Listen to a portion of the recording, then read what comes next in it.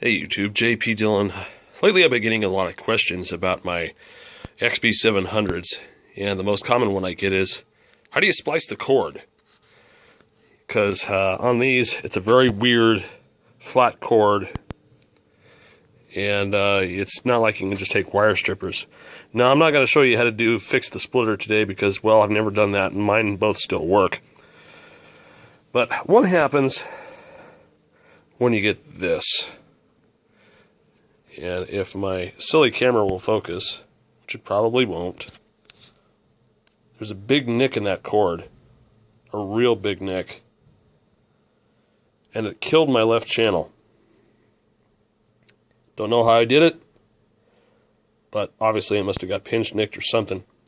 So what do? You got to splice it. Now, this is coax inside, so yeah, it's kind of ugly, but I'm going to show you how to do it with a fairly clean, not too prominent look. You're going to need some really good cutters. You're going to need a really sharp X-Acto. You're going to need some tiny shrink tubing and about 1/4 inch size shrink tubing. And this is unshrunk size. I think this is like 1/16 or something like that. Anyway. What we're going to do is I'm going to set the camera up and I'm going to show you what needs to be done in order to cut, splice, and get everything done with this. And hopefully you guys will be able to replicate it. But I want to get these working again, so let's be off. Alright, so the first thing you want to do, of course, is make a nice, clean cut. And we're just going to cut the whole section out here. You want some really good cutters. And we're going to cut it a little bit after the break too. Now everything's color coded, so all you have to do is match up the old colors and you'll be fine. There's a red one and a green one. And I don't know if you can see down in there, it's not really easy to, but they're there. Alright, so before you do anything else, because I'm forgetful and I know other people are forgetful too, what you want to do is you want to make your heat shrink, I would say do maybe a 3-inch long slice. And you want to attach that to the wire that goes up to the headphones. Just slide it on up there, ignore it. You're going to need it later, trust me. Alright, so the next thing we have to do is we have to get this insulator off of here and get to the bare wire portion. Now, there's two ways to do this. Either one, you can just use a stripping tool and pray that it works, or you can try this. And what I do is with my really sharp X-Acto,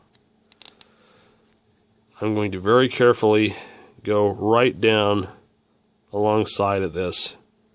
And this is going to take time, and you got to be really patient. You get it started here, and then you just go down the sides here until you get enough stripped away that you can use a very sharp pair of strippers to get the jacket off, the black jacket. The other way, which is quicker but more vulnerable, is to take your X-Acto and go right down the center like this. Just punch it through and drag it and split it apart like this. And you're still going to need wire strippers to get the rubber jacket off around the coax. And what I'm going to do is I'm going to attempt to do that right now. We're just going to take our handy dandy old Craftsman's. I have them set for 24 gauge wire. And I'm just going to go snip it very carefully, cut it around. And there we go. There's your coax. There's your hot lead. And then there's your negative. And let's do the same for the other one here. Then we'll do the opposite end of the plug.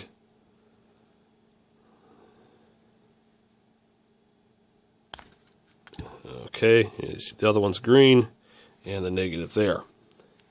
Now these are still insulated. They have enamel on them, so they're not going to short out. That's how they hang out on that cord all day long. So let's do the plug side. Same thing we did. We're just going to take the knife and go right down to center. This one's a little bit stiffer. There we go. Split it apart. And take our wire strippers. And take the jacket off. That one went really easy. Don't want to cut that. Let's get that out of the way. Oh, look at that. We've discovered another break in the wire. As I was pulling the jacket off, I saw that. Alright. So we're going to lose a little more length on this. Let's trim that off.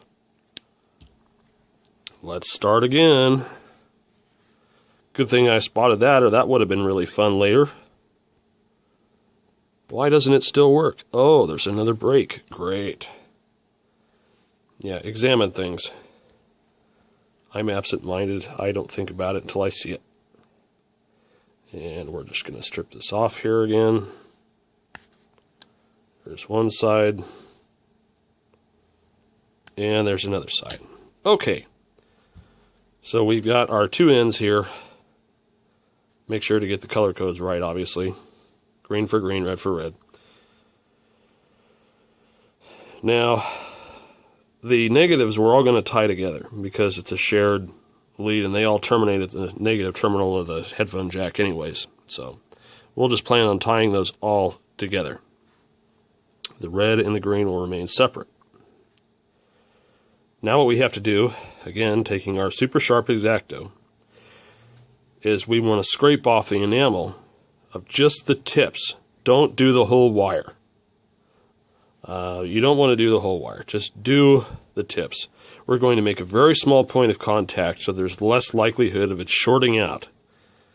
And I just rested the knife on the wire and on my finger and I pull the wire through. And if you get little bits of wire off, that's okay. We're just going to scrape away at the enamel. And this is usually a multi-step process.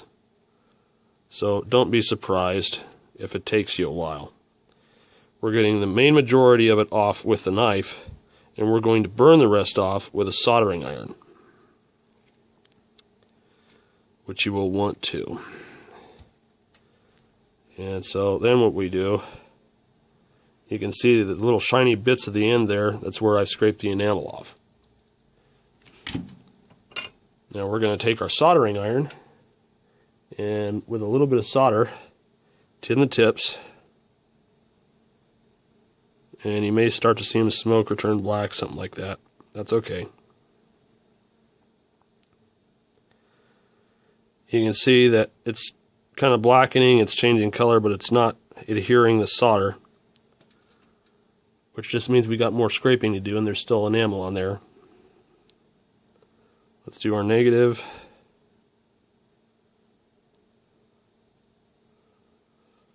Okay.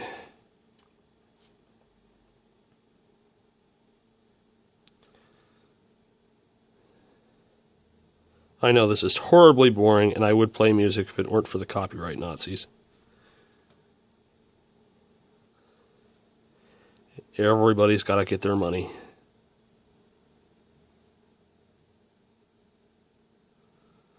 Okay. Just give a light tug on it, and we see that the solder's not coming off those three. The green one needs a little bit of scraping.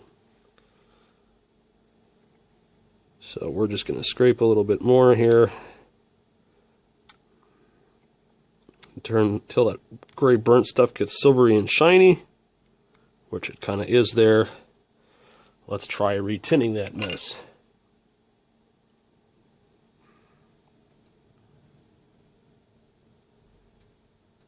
Okay. We got that there. Let's see if this will get a little bit better. This one doesn't have quite as much as I'd like on there. Alright. Let's repeat for the plug side. Isn't this just not fun at all? It really sucks, but you know, this is the only way I have found to successfully splice coax of a weird type like this. Obviously, if you really want to, you can just replace the whole cable, but then the problem that generates is that you have to take the headphones apart. And that can be troublesome to replace the cord on this, because you have to deal with these funny little connectors, these barrel connectors for the cord output on the ear cups.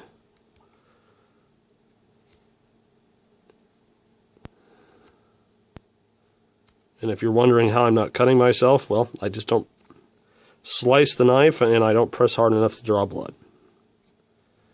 I suppose you could do this on a hard surface too, but we're not going to do that because we have this.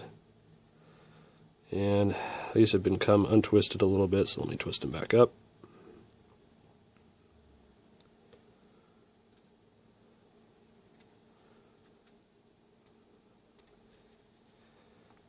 Okay, and let's tin these leads. And again, why we're doing so little is to minimize the probability of a short from these touching together and minimize the amount of heat shrink I have to use to cover them up.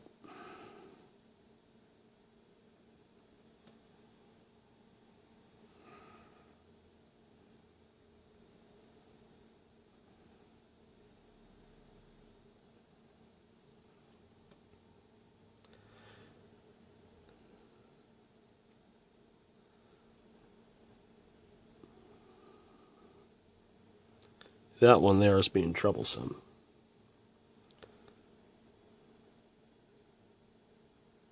That one cooperated really well.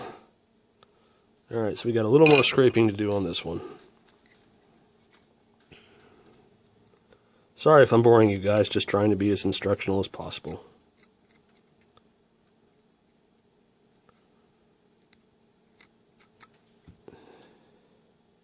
And let's twist them back up so they're nice and tight again.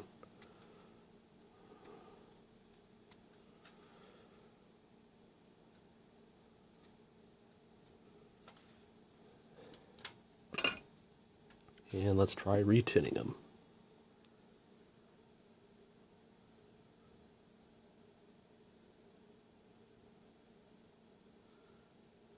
Looks a little better, but not much. If you start getting to the point where it's not wanting to take the solder like this one is,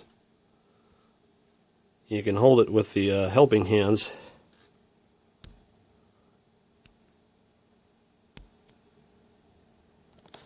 Come on, hold still. There we go. Better focus. And we can solder the hell out of them.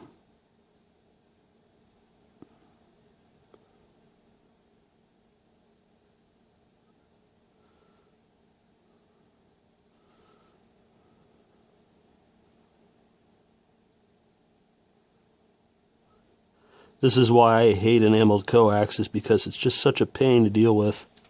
Sometimes it works and sometimes it doesn't. I've been pretty successful with splicing these. This is my fourth one that I've done. Okay, so we've got those all tinned up. Now, the reason why I have such small contact areas is that's the only area that we're going to use for the heat shrink. Now the negatives are going to be tied together, so I don't much care about those. I'm just going to go ahead and twist those together. And then we're going to solder the ends up.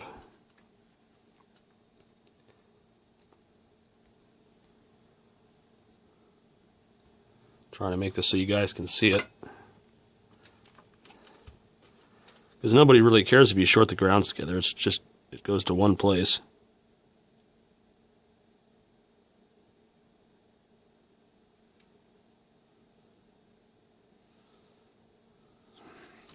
And we notice that it's not wanting to take on solder very well. It's turning black, so there's more enamel that needs to be scraped off.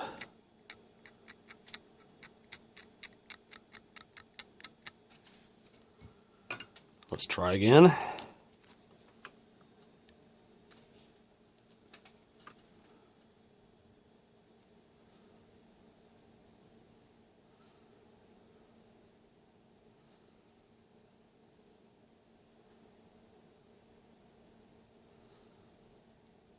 Yeah, you're not wanting to be cooperative at all.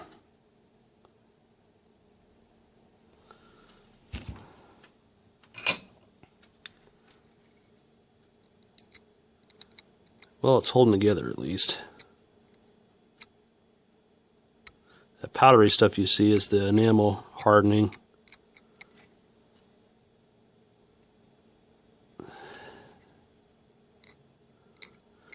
I'm about ready to get my soldering gun out and really burn the hell out of it. This is one of those annoying things that you run into on occasion. My last one was not this difficult. So you get to see what the pain in the butt ones are like. Okay, that one's got decent solder on it. Let's do the same with the cord side.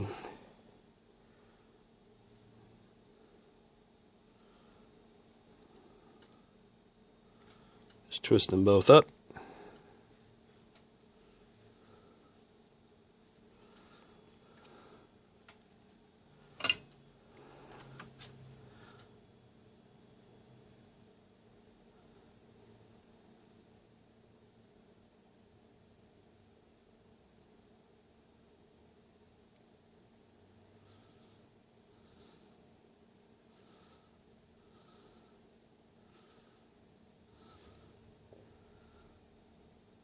This one's just getting all black and charred.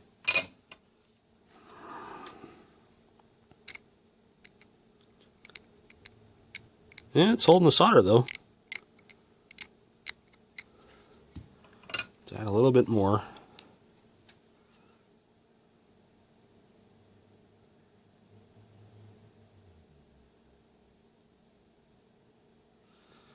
Okay, well I guess that's as good as it's going to get. Now here comes the fun part. I'm going to switch this out for a different set of hands. And maybe you can see what I'm going to do here. We're going to attach the negatives together.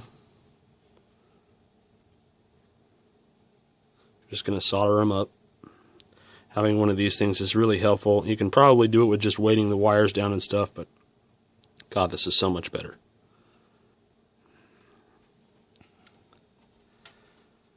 I think I bought this online on Amazon for like $12. It's called a helping hands tool.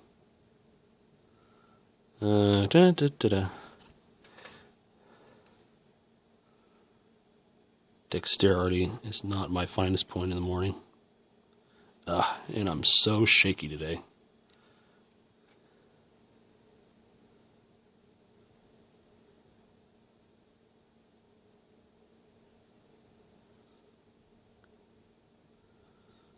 All right. Let's test it. See if I can pull it apart.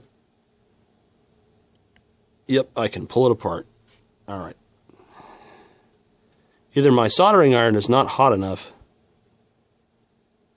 or I'm simply just getting a bunch of junk on here as I solder it. So let's get a gun.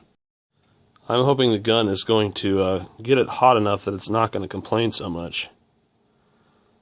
Come on, focus. You're going to piss me off, aren't you?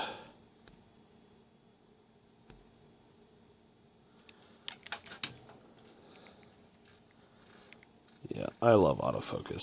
It never picks the right thing. Anyway, we've got a gun, 120 watt, and we're going to see if this makes it behave. This is a lot of heat.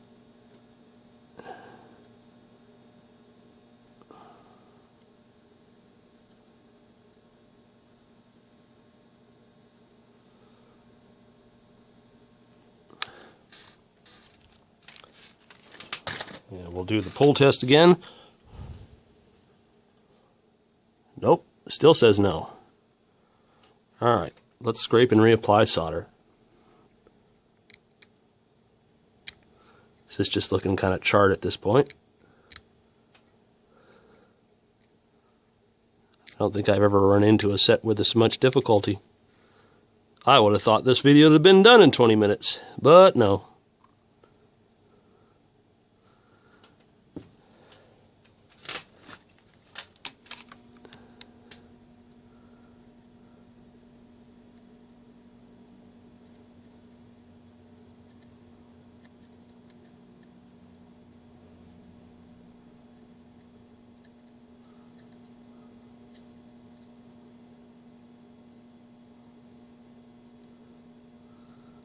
Come on. Stick.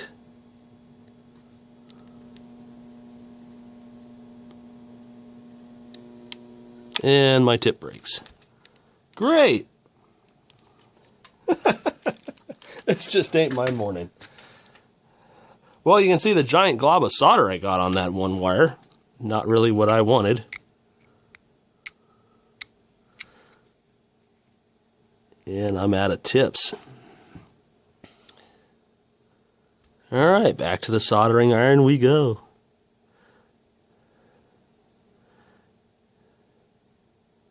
One of these days I'm going to have to do a video live.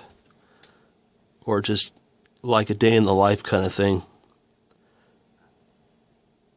I don't think, well, I don't know, never tried it before.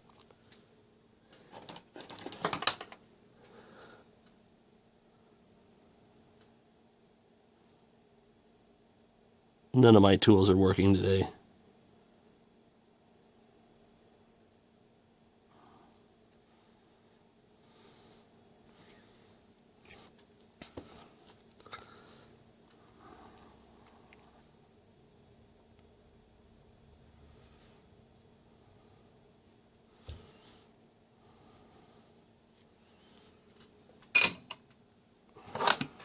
Let's try crimping them together while they're still hot, and then soldering.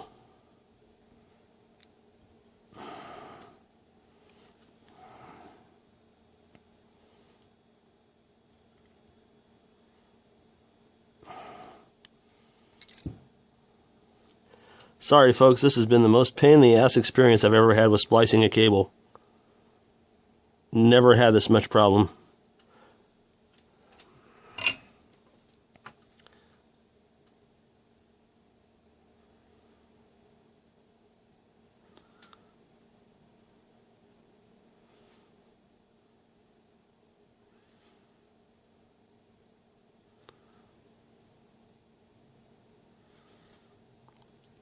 I can tell right now that's not sticking.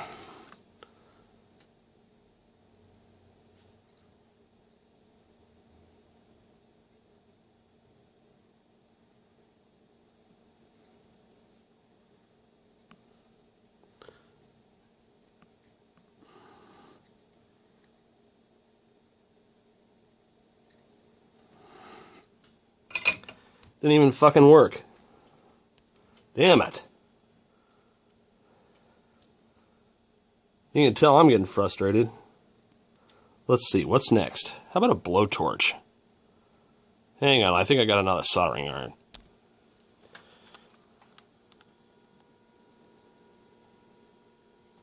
I've got another iron, and I'm trying to tin the other wire here. And then we'll try to put them together.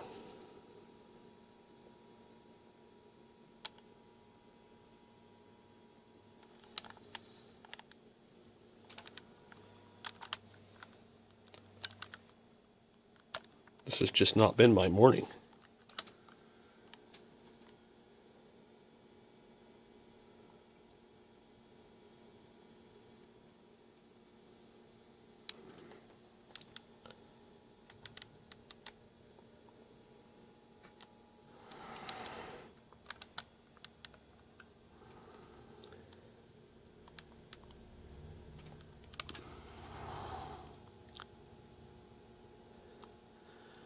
I'm probably going to have to edit the crap out of this so that it all fits together within the hour.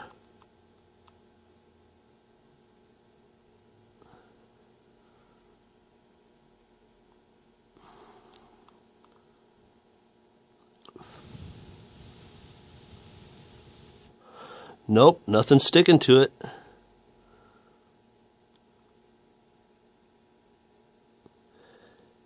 It just keeps charring the wire. Yeah, I don't know where to go. I'm going to have to give up on this one for now. Alright. Well, I finally got one to stick. What a pain. I had to clamp them together on a press and heat them up to get the solder to stick well enough. So now comes the fun part. And that is I have to create the splice point.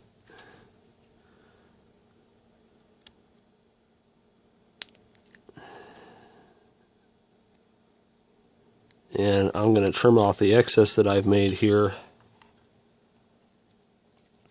I've already cut my little tiny shrink tubings so that they will adhere to the splice. And we're back to this again. It's not wanting to stick. Man, oh man. Alright. I'm going to drop my heat shrink tubing on here. And I'm going to be real quick with this.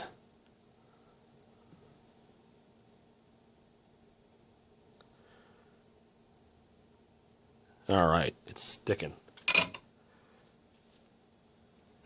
Now I'm going to take it and crimp it. Make sure it stays put. And then slide the heat shrink over it, if it will allow me to do so. Here we go. And let's repeat with the other side.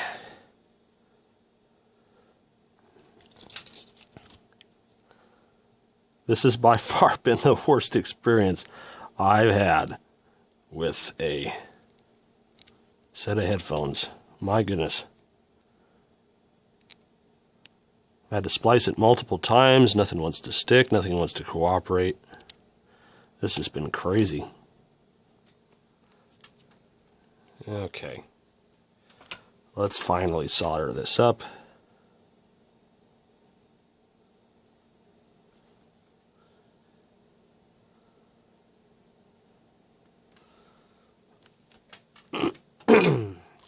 Excuse me. Let's trim this back just a little bit. Let's get our second piece of shrink tubing and slide it on. And then let's be really quick.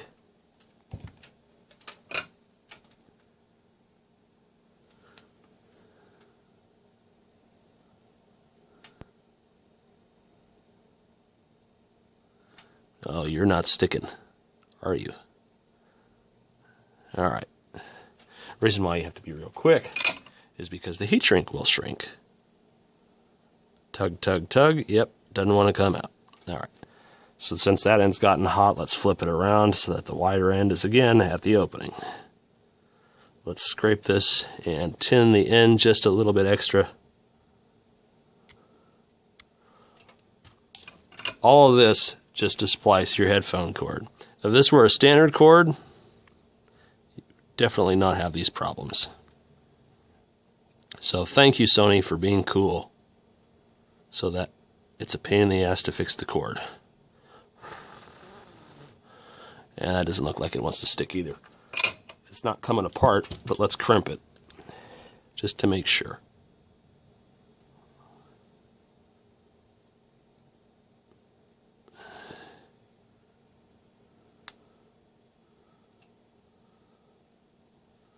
Well, it's on there.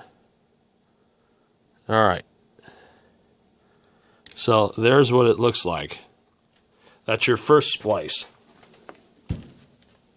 What I'm going to do is get the heat gun out, and we're going to shrink the heat shrink on there so that things are less likely to move.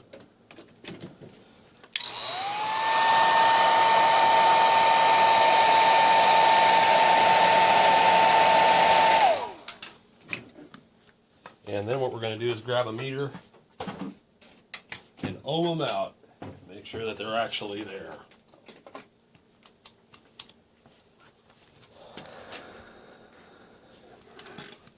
So from ground to right side, we've got 24 ohms. From ground to left side, we've got 24 ohms. All right, it is there. And from left to right hot, we should have double that. Yep. Okay. No shorts. It's all wired up right. Now, in order to make this stay and not come loose is what the extra heat shrink is for. Oh, and to make it look more presentable. So what I'm going to do is slide this up and show you. All of this is going to fit inside of the heat shrink tubing. See what I'm getting at? How it all fits inside. When we shrink it down, it's going to work. But before we do that, we have to glue it so that it stays in place. Because obviously, the heat shrink itself and all the rest of the stuff isn't going to hold by itself. It's just not. So what we have to do is get some glue. And what we want to do, I'm just using my fingernail so it'll focus on something. There we go. I use either a very strong rubber adhesive or the professional rubber adhesive that you can get from Springfield Speaker Repair, which is great stuff. And just so that you're not making a total mess, I'm going to place this underneath as a catch. And we're going to first drizzle this on here. I don't care if excess dripples off, it's just a start. And then what we're going to do is we're going to slide the heat shrink up.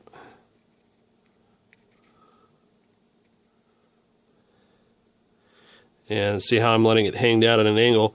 We're going to pour more glue into the heat shrink sleeve. And then we're going to slide it up over our mess here.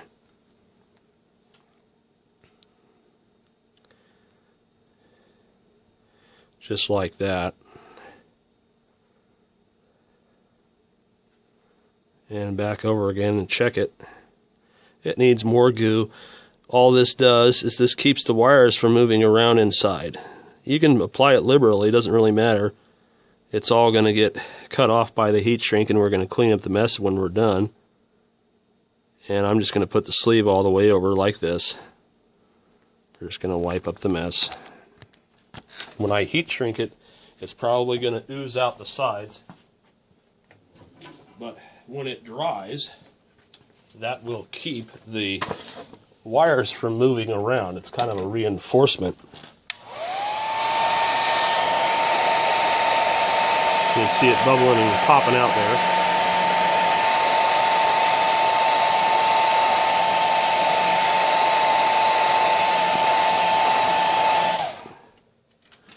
Alright. It's okay that it bubbles and oozes. That just tells you it's been pressurized and it's coming out. Heat gun's done. It's time to get a new one. That one's starting to do weird things.